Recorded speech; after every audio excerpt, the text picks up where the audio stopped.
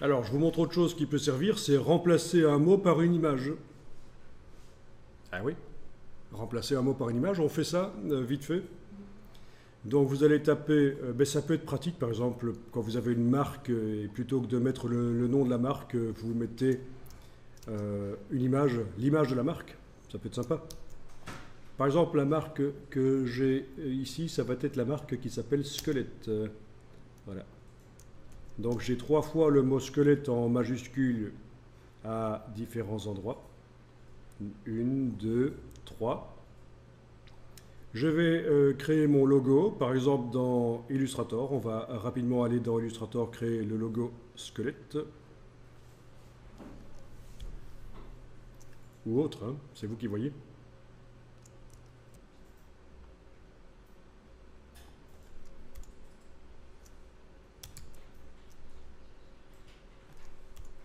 Voilà, je suis dans Illustrator.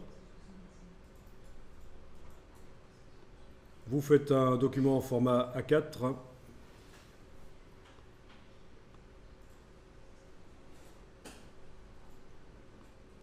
A4 horizontal. Vous tapez, vous prenez l'outil texte et vous cliquez, pas cliquer glisser bien sûr, mais vous cliquez et vous tapez le mot, le nom de la marque, voilà, squelette. Avec l'outil de transformation manuelle, vous allez agrandir ça. Allez, en prenant une poignée du coin et la touche majuscule.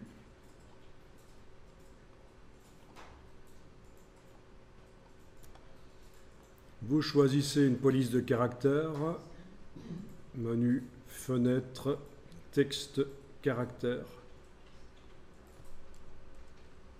Ok, ça c'est sympa, ça ressemble à des os en plus, ça tombe bien.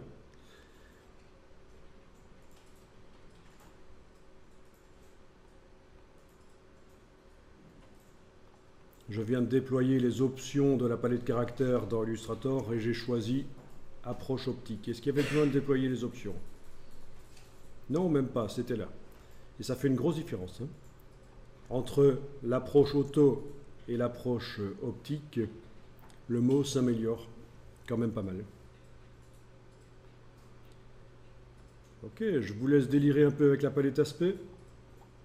Vous vous souvenez le texte dans Illustrator? Il ne faut pas qu'il ait de couleur. Je lui enlève sa couleur de fond. Voilà, pas de couleur de fond, pas de couleur de contour. Et je viens d'enlever la couleur de fond et de contour sur les caractères dans Illustrator, mais je vais remettre un fond, cette fois-ci sur la ligne de base. Le noir que je viens d'enlever là, c'était sur les caractères.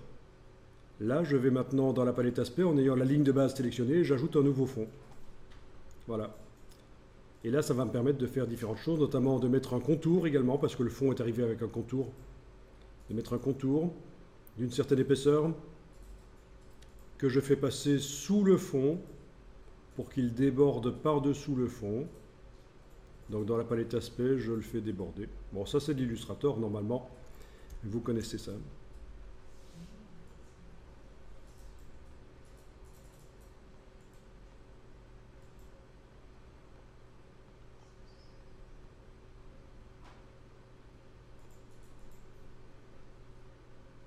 Ok.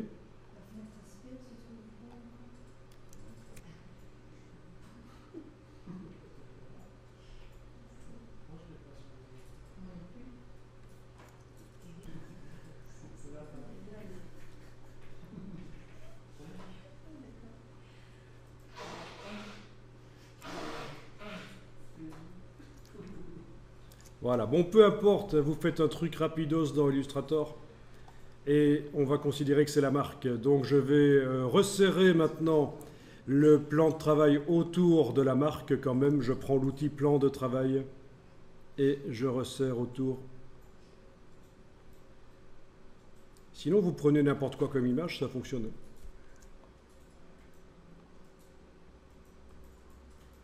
Voilà, le plan de travail a été resserré autour de la marque. Je demande maintenant d'enregistrer au format Illustrator. Je vais appeler ça logo squelette.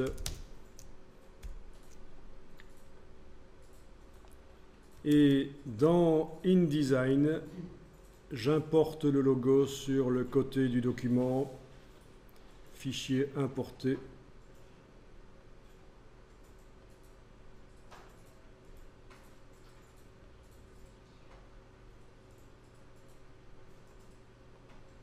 Bien, ben j'ai enregistré le logo n'importe où, voyons un peu où je l'ai mis. Ça c'est malin. Sur le bureau, bon, ok.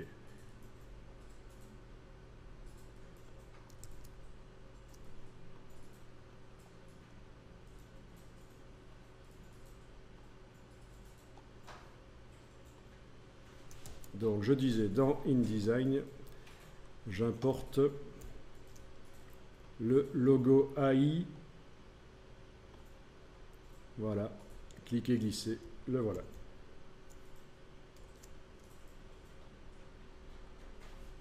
Il a l'air pourri, mais si je passe en affichage, performance d'affichage de qualité supérieure, il est nickel.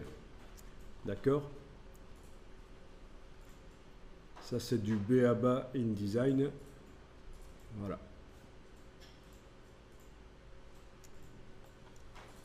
Et donc, je veux que mon logo remplace chaque fois qu'il y a le mot squelette, que ça remplace. Ben, je vous montre la technique.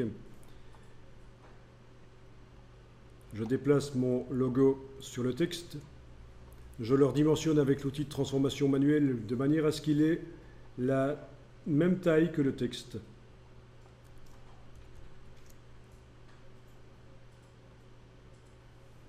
Voilà, à peu près. Ça a l'air d'être bon, ça.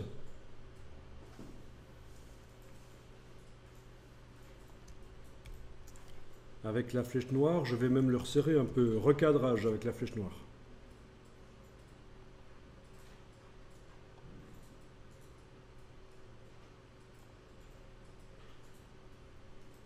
Voilà.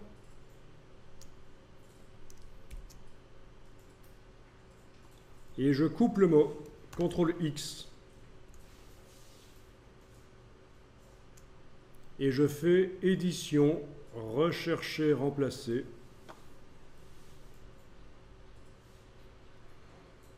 Et je recherche le mot squelette. Et alors il faut que je dise que ça doit être sensible à la casse, parce que je ne cherche pas le mot squelette en minuscule. Donc attention au respect de la casse. D'accord ? C'est squelette avec une majuscule, donc j'enclenche ici l'option. C'est pas pour décorer ces petites choses ici, c'est vraiment utile. Et je remplace par quoi? Eh bien, avec le petit gizmo, je vais dans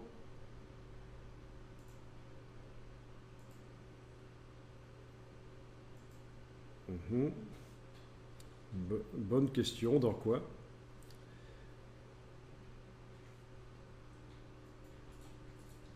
Voilà, c'est ça, dans autre. Avec le petit gizmo, remplacé par autre. Et ça va être contenu du presse-papier. Ah oui, on a le choix, avec ou sans mise en forme. Bon, ben écoutez, sans mise en forme. Tout remplacer.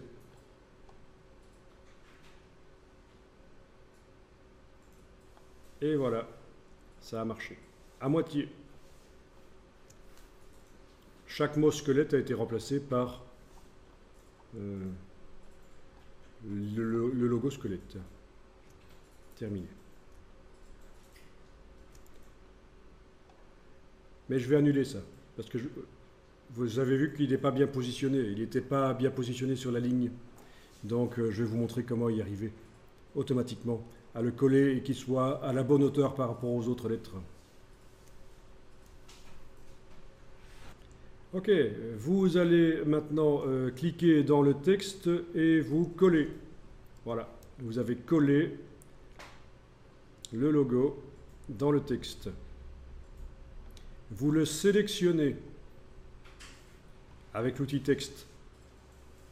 C'est pas l'image que je sélectionne, c'est avec l'outil texte. Je veux dire, c'est pas avec la flèche noire. C'est pas le cadre que je sélectionne, je sélectionne vraiment cette image qui est posée sur une ligne de texte. Et dans la palette caractères,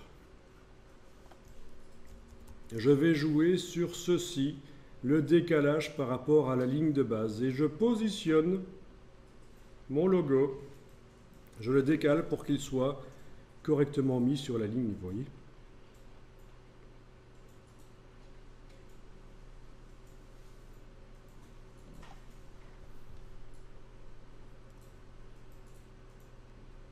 Ok, ben regardez la suite. Je sélectionne donc ce mot-là avec sa mise en forme, c'est ça.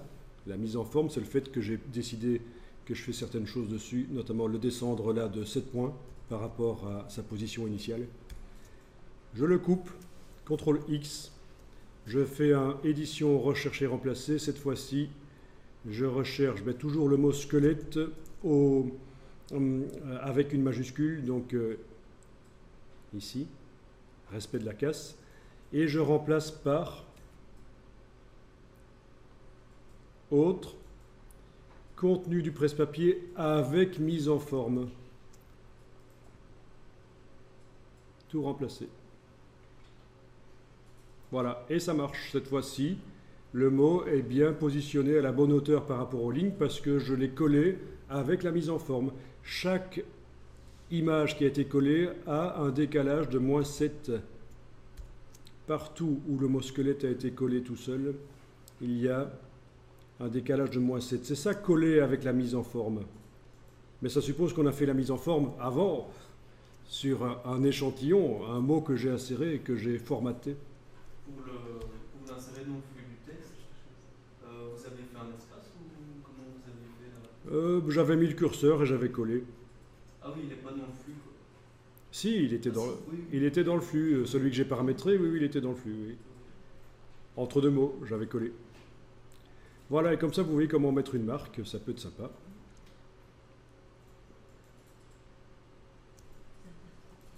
Bien. Et c'est un fichier Illustrator. Il est lié. Il n'y a pas de problème. C'est un fichier Illustrator, il est lié. Où est-il?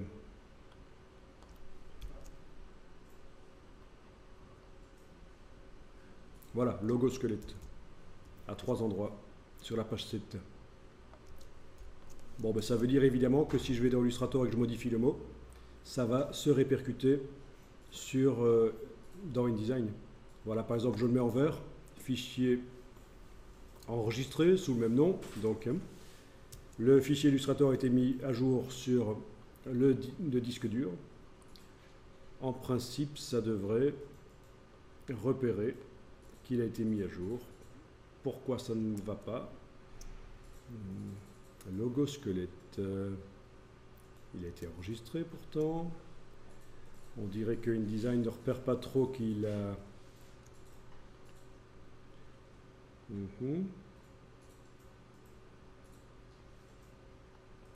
Bon, normalement, il devrait repérer que le fichier sur le disque dur a été modifié.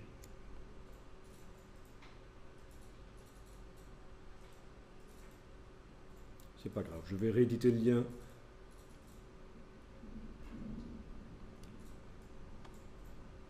Manuellement.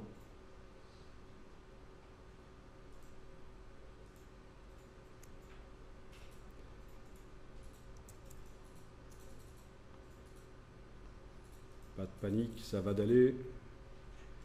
Ah, je l'ai encore envoyé sur le bureau. Ben oui, je l'ai envoyé sur le bureau. Alors que celui qui est utilisé par InDesign est dans un dossier. Donc voilà, j'écrase vraiment celui qui est dans le dossier. Et là, InDesign va me dire qu'il a été modifié tout de suite, évidemment. Vous voyez, c'est encore la preuve que quand il y a un bug, il se situe entre l'écran et le dossier de la chaise. Ça se vérifie souvent. Voilà, ok, c'est bon.